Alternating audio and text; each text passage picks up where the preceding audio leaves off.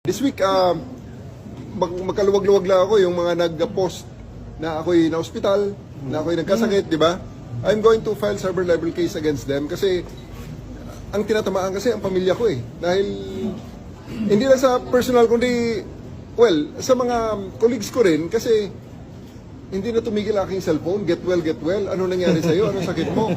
So it's really a foul, no? Pero ang isang nakita ko, unang-unang nag-post nun si Jason sa.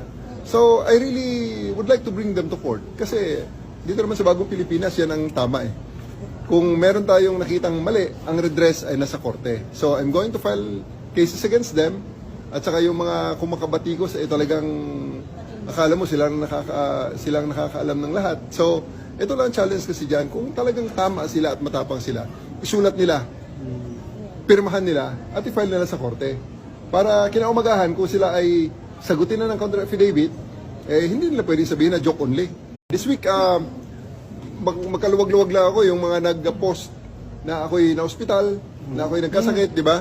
I'm going to file cyber libel case against them kasi ang tinatamaan kasi ang pamilya ko eh. Dahil hindi lang sa personal kundi, well, sa mga colleagues ko rin kasi hindi na tumigil aking cellphone, get well, ano nangyari sa'yo, ano sakit mo? So it's really a foul, no? Pero ang isang nakita ko, unang-unang nag-post nun si Jason sa. So I really would like to bring them to court kasi dito naman sa Bagong Pilipinas yan ang tama eh.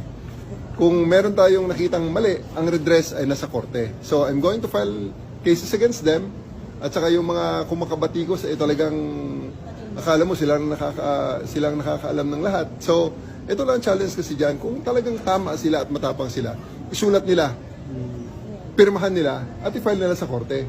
Para kinaumagahan kung sila ay sagutin na ng counter affidavit, hindi nila pwedeng sabihin na joke only.